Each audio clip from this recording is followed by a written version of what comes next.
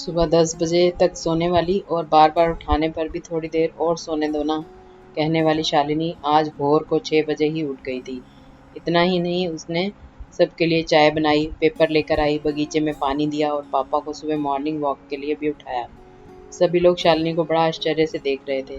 सभी का एक ही सवाल था, शालिनी तुम यह क्या कर रही हो? शालिनी ने धीरे से जवाब दिया, 3 महीने हो गए हैं मेरी शादी तय हुए। वहाँ पर कौन होगा मेरे आगे पीछे घूमने वाला? वहाँ तो सब मुझे ही करना होगा, बस इसलिए आज से शुरू कर दिया। घर की बेटी को इतना समझदार होते हुए देख सबको खुशी हो रही थी और साथ साथ बुरा भी लग रहा था। बुरा लगने जैसी बात भी थी क्योंकि अब वह हमेशा के लिए उनको छोड़कर उसके ससुराल जाने वाली थी। एक और महीना बीत गया और आखिरकार शालिनी की शादी हो गई। वह अपने ससुराल आ गई। सुबह समय पर जाग पाएगी या नहीं, इसी विचार में वह रात भर सो ही नहीं पाई। सुबह होते ही उसने नहाया और पूजा की और खाना बनाने की तैयारी करने लगी। वह सोचने लगी कि आज खाने में क्या बनाया जाए जो बड़े और बच्चे दोनों को पसंद आए। तभी पीछे से एक मीठी आवाज़ आई। शालिनी ने पीछे मुड़कर देखा तो उसकी सासू माँ थी। अरे बेटा, इतनी जल्दी क्यों उठ गई?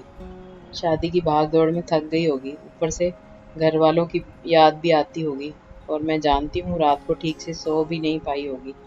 ऐसे तो तुम्हारी तबीयत खराब हो जाएगी। शालिनी मन ही मन सोचने लगी, मेरी सासू माँ तो बिल्कुल वैसी नहीं है जैसी मैं सोच रही थी। मैं तो डर के मारे कितने दिनों से सुबह जल्दी उठने का प्रयास कर रही थी। यहाँ तो परिस्थिति बिल्कुल अलग है। शालिनी ने कुछ काम खत्म ही किया था कि तभी सासू माँ ने आवाज़ दी, बेटा इधर आओ, देखो तो सही मैं क्या बना रही हूँ। मटर पनीर पराठा और गाजर का हलवा। अरे वाह, यह तो सभी मेरी फेवरेट डिश है, शालिनी बोली।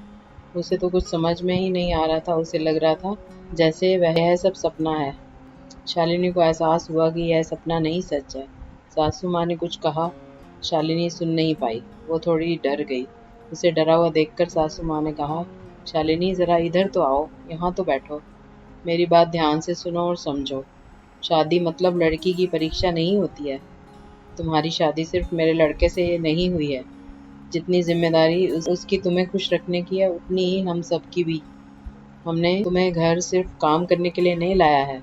तुम्हें क्या क्या आता है या तुम हमारे लिए क्या कर सकती हो, यह सब देखने के लिए तो बिल्कुल नहीं। और हम तुम्हारी आज़ादी भी तुमसे नहीं छीनेंगे। अगर अपनी बात करूँ तो मुझे सिर्फ एक अच्छी फ्रेंड चाहिए थी। मैं बिल्कुल नहीं मानती कि बहू ने सुबह सुबह जल्दी उठकर पूजा पाठ करना चाहिए और मैं यह भी नहीं मानती कि बहू को बहुत अच्छा खाना पकाना आना चाहिए। शादी का मतलब तुम्हारे सपनों का बलिदान बिल्कुल भी नहीं हो सकता। बल्कि मैं तो कहूँगी कि शादी का मतलब तुम्हारे सपनों को और ज़्यादा ऊंची उड़ान देना होना चाहिए। हम सब हमेशा तुम्हारे साथ हैं, हर दिन हर पल।